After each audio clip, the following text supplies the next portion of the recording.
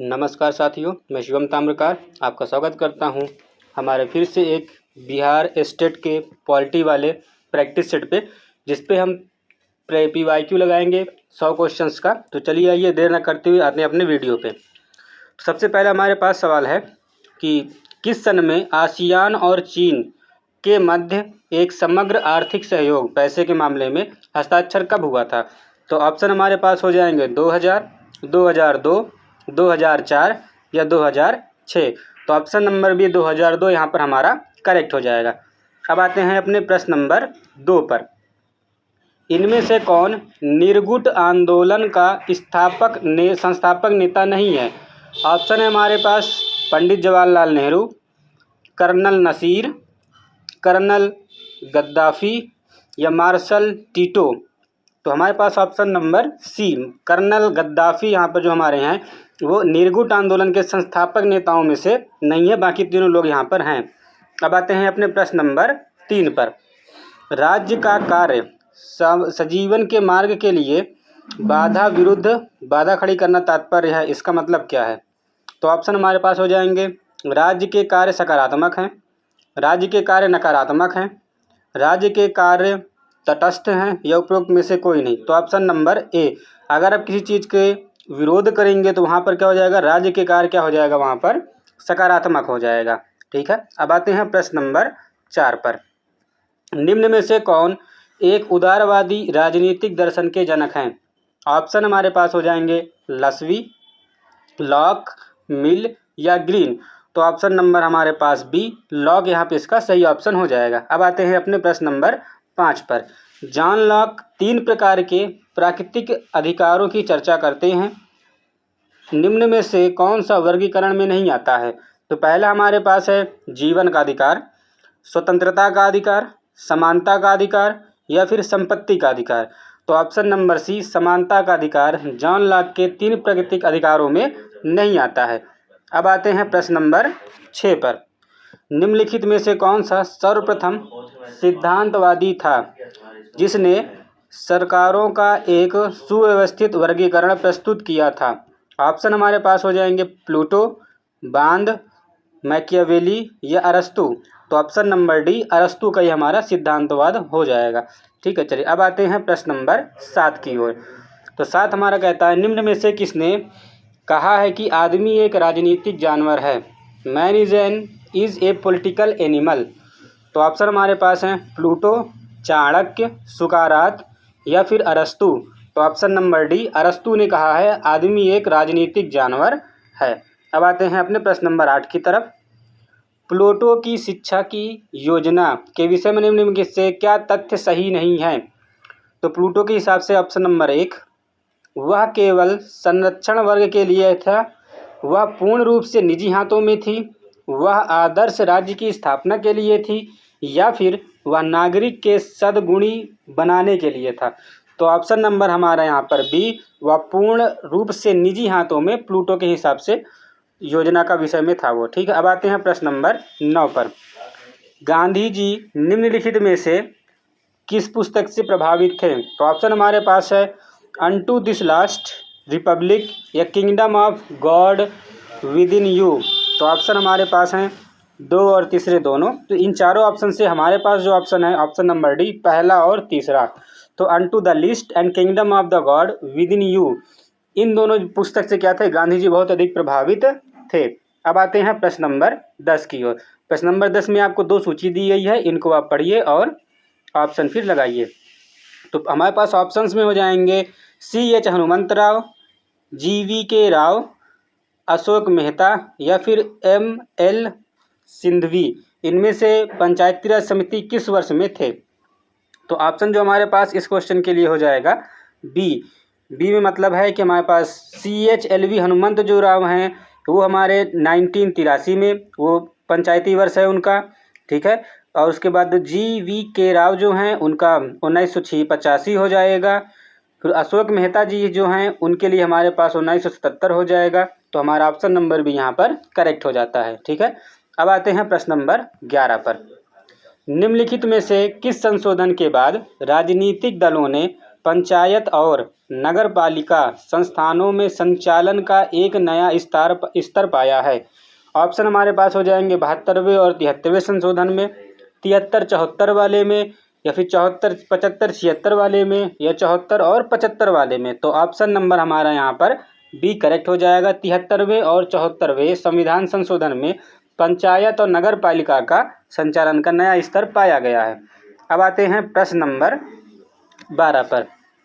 तो यहाँ पर कुछ चीज़ें 4 चीज़ें दी गई हैं, उनको एक बार हम पढ़ते हैं, फिर इससे जुड़े हुए ऑप्शंस को देखेंगे। जिला बोर्ड, नगर निगम, अधिसूचित क्षेत्र प्राधिकरण एवं नगर क्षेत्र समिति, टाउनशिप समिति एवं पोर्ट ट्रस्ट। तो इनमें से शहरी संस्था या संस्थाएं कौन सी हैं, ये बताना है हमको। तो हमारे पास देखेंगे इसका ऑप्शन नंबर जो हो जाएगा डी, दूसरा, तीसरा और चौथा, मतलब नगर निगम, अधिसूचित क्षेत्र प्राधिकरण एवं नगर क्षेत्र समिति और टाउनशिप एवं पोर्ट ट्रस्ट, ये तीन के तीनों जो हमारे पास हैं वो शहरी या तो फिर शहरी संस्थानों में से एक हैं, है ना। अब आते हैं प्रश्न नंबर 13 पर। किस पंचायत की समयावधि पूर्ण होने से पूर्व भंग किए जाने की स्थिति में गठित पंचायत कार्य करेगी? तो शेष बचे हुए समय के लिए, पूरे 5 साल के लिए, जैसे ग्राम सभा द्वारा तय किया जाए, या फिर उनमें से कोई नहीं। तो हमारा ऑप्शन नंबर ए, तो जितना अगर उसका समय काल बचा हुआ है 5 वर्षों में, तो अगर वो भंग होती है कोई हमारी सभा पंचायत की, तो बचे हुए शेष समय जो होगा वहाँ पर दूसरी गठित की गई पंचायत हमारी कार्य करेगी। ठीक है। अब आते हैं प्रश्न नंबर 14 पे। लोकपाल और लोकायुक्त बिल 1968 जिसे लोकसभा ने पारित किया है वह निरर्थक हो गया है, क्योंकि राज्यसभा ने इसे रद्द कर दिया, राष्ट्रपति ने इसे रोक दिया था, या फिर दोनों सदनों के संयुक्त समिति ने अस्वीकार कर दिया था, या फिर चतुर्थ लोकसभा की समयावधि को भंग होने के कारण। तो ऑप्शन नंबर यहाँ पर हमारा डी, चतुर्थ लोकसभा जो थी उसकी समयावधि से ज़्यादा वहाँ पे उन्होंने क्या उससे पहले उसको क्या कर दिया गया था, भंग कर दिया गया था, इसलिए लोकपाल और लोकायुक्त बिल को हम लोग पारित नहीं कर पाए थे। ठीक। अब आते हैं प्रश्न नंबर 15 की तरफ। तो प्रश्न नंबर 15 में हमारे पास ये 4 ऑप्शंस दिए गए हैं, इनको हम पढ़ेंगे, फिर इससे जुड़े हुए ऑप्शंस को देखेंगे। तो लोक सेवकों की नियुक्ति में अवस्थाओं का सही अनुक्रम, ये जो अवस्थाएं हैं उनको सही क्रम में हमको लगाना है। तो पहला हमारे पास हो जाएगा भर्ती, विज्ञापन, साक्षात्कार और लिखित। तो अगर किसी भी चीज़ में सेवक चयनित होंगे तो उसका स्टेप कैसा होना चाहिए? तो हमारे पास 4 ऑप्शंस हैं। तो हमारे पास ऑप्शन नंबर यहाँ पर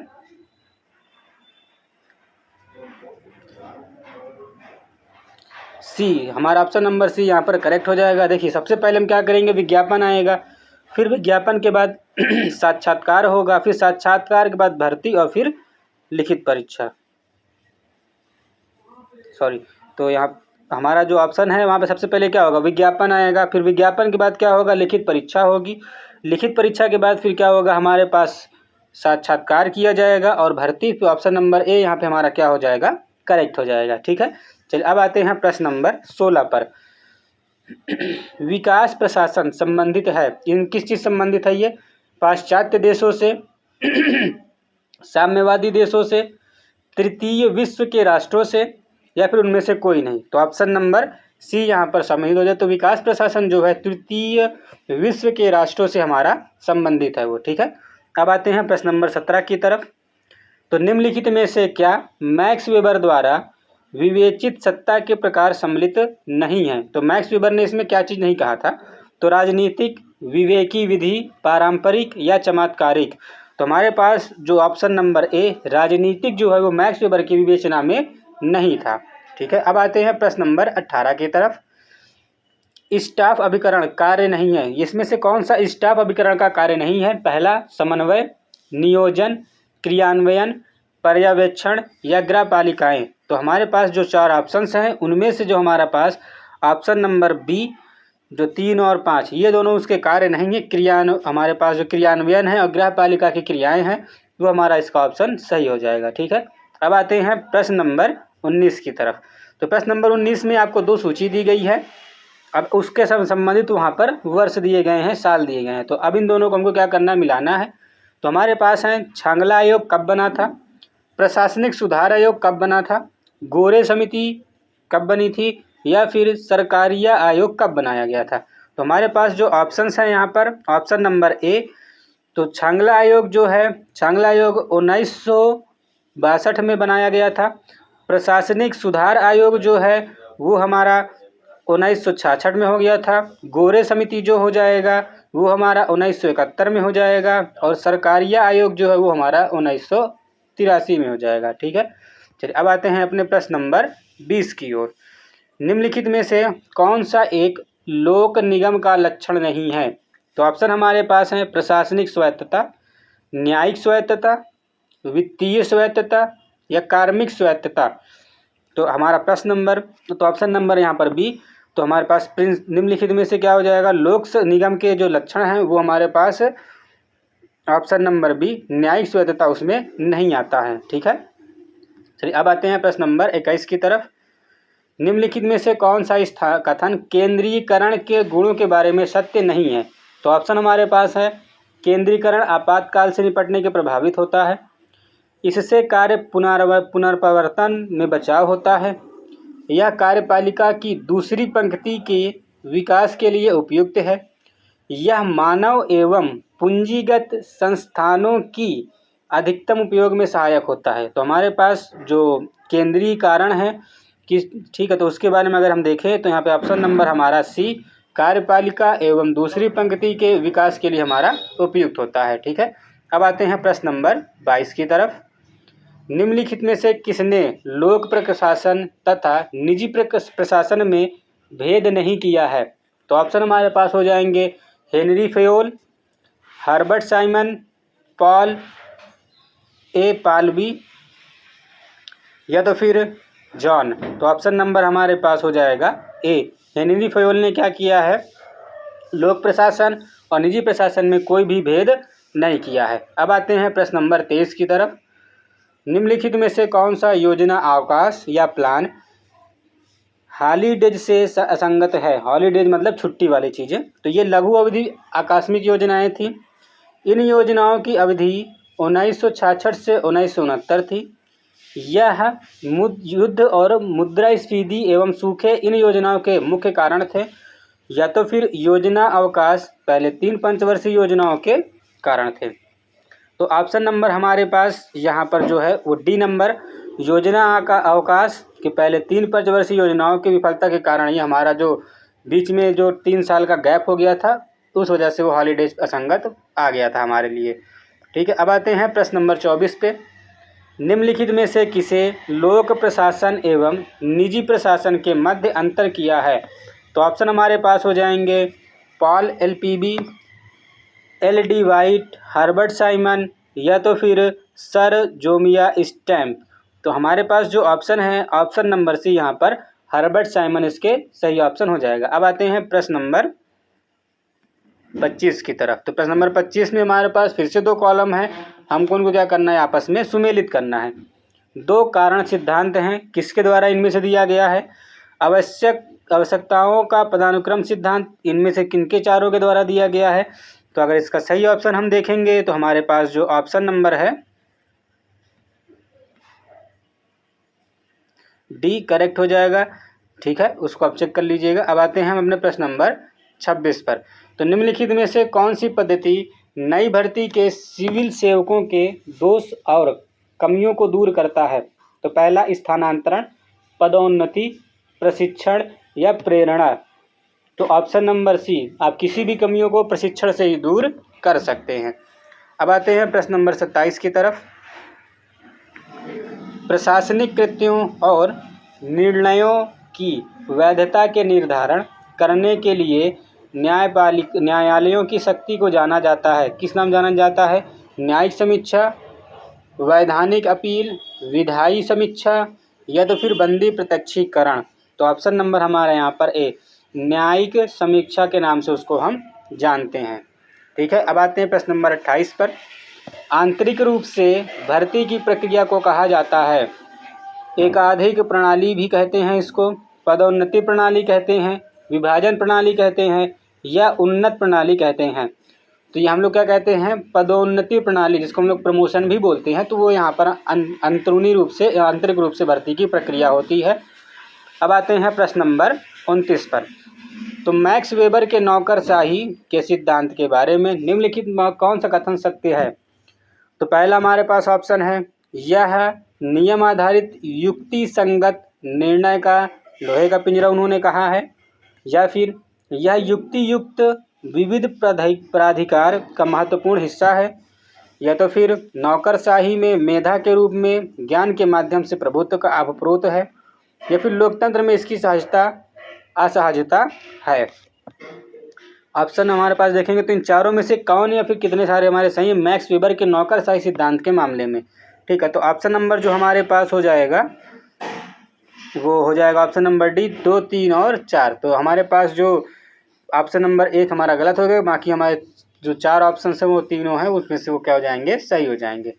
अब आते हैं प्रश्न नंबर 30 की तरफ। तो निम्नलिखित में से कौन से नए लोक प्रबंधन की विशेषता है?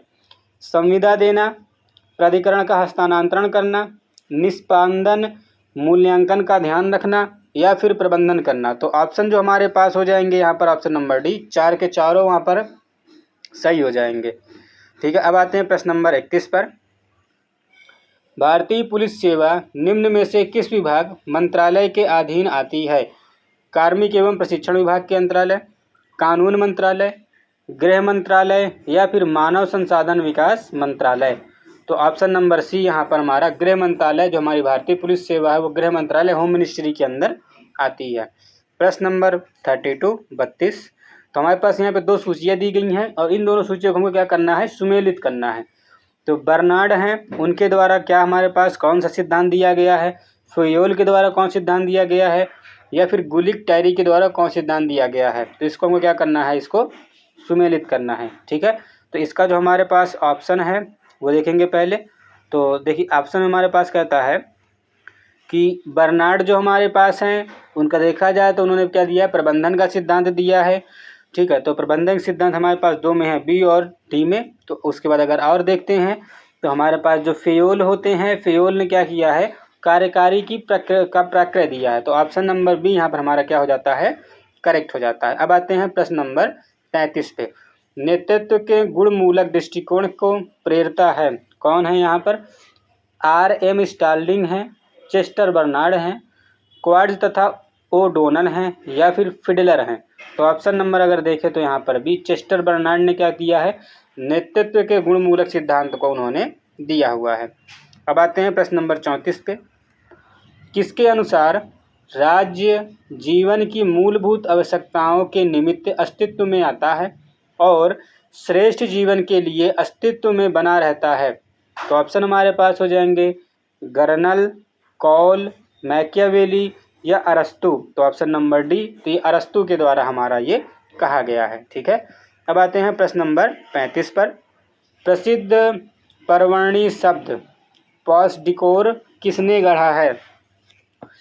फ्रेडरिक ट्रेलर, गुलिक और उर्थिक, या तो फिर हेनरी फोयल, या चौथा ऑप्शन मेरी पी फोलेट। इनमें से कौन सा हमारा सही हो जाएगा? तो option number B, Henry Foyle, यहाँ पर उनके द्वारा ये परवर्णी शब्द प्रस्तुत किया गया है।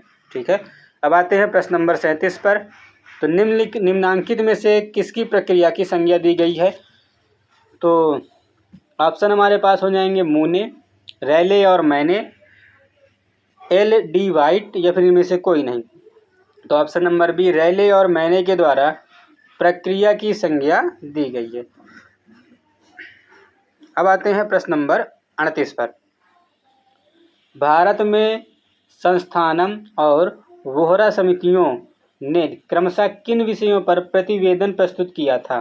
तो ऑप्शन हमारे पास हैं भ्रष्टाचार और वित्तीय कुप्रबंधन, भ्रष्टाचार और आतंकवाद, आतंकवाद और दल बदल, या तो फिर भ्रष्टाचार और अपराधीकरण।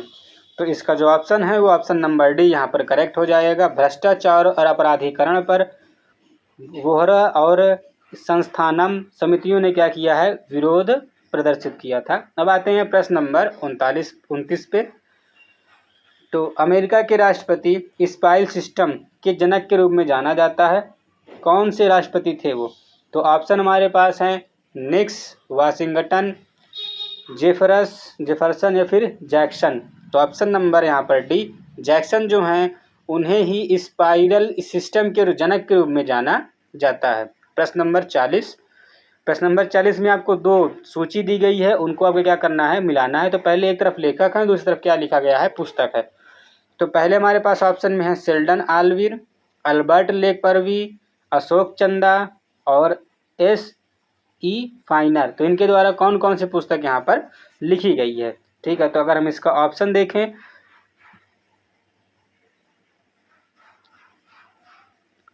तो ऑप्शन नंबर सी में अगर हम देखेंगे तो शेल्डन आल्वी के द्वारा प्रशासन संगठन शेल्डन अलीवर के द्वारा प्रशासन संगठन एवं प्रबंधन के कार्य कला एवं विज्ञान की नामक पुस्तक लिखी गई थी।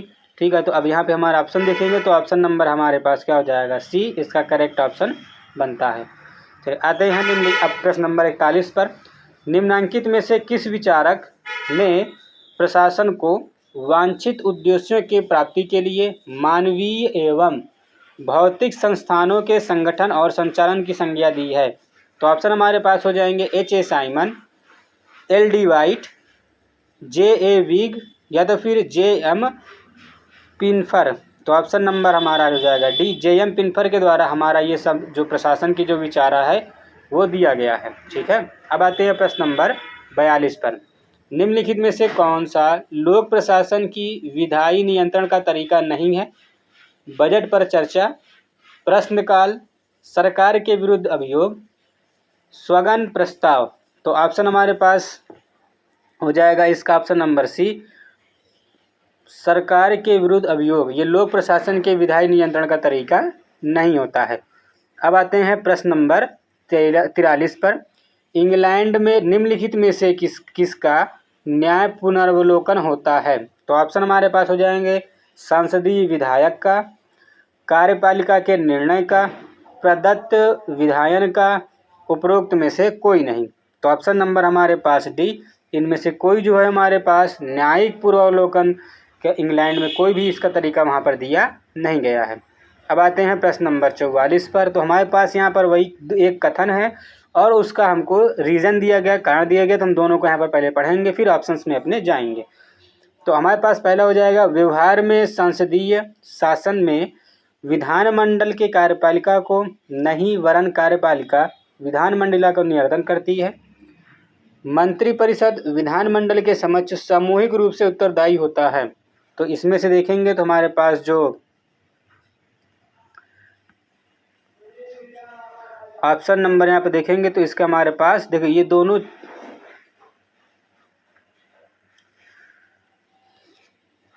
तो अब यहाँ पे हमारे पास दोनों जो ऑप्शन हैं देखा जाए तो कथन हमारा कुछ और कह रहा है और हमारा जो कारण है वो कुछ और है। तो हमारे पास वो वाला ऑप्शन जिसमें कथन और कारण दोनों सही तो हैं, लेकिन कथन जो है कारण जो है उस कथन का सही उदाहरण नहीं है। ये हमारा ऑप्शन सही है। तो ऑप्शन नंबर देखेंगे तो यहाँ पर बी करेक्ट हो जाता है।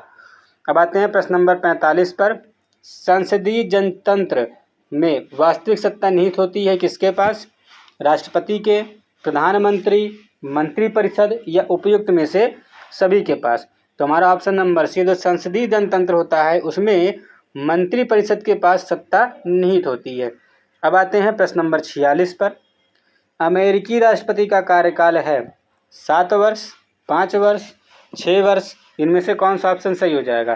तो हमारा जो ऑप्शन नंबर सी है तो अब 4 वर्ष। तो अमेरिका में राष्ट्रपति क्या होते हैं, 4 वर्ष के लिए होते हैं। अब आते हैं प्रश्न नंबर 47 पर। तो प्रश्न नंबर 47 में वही असर्शन और रीजन वाला, कारण और कथन वाला है।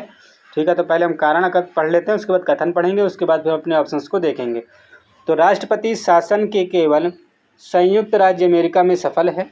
संयुक्त राज्य अमेरिका एकमात्र राज्य है जहां पर लघु विरोधाभास राष्ट्रपति व्यवस्था की सफलता को सुनिश्चित करता है।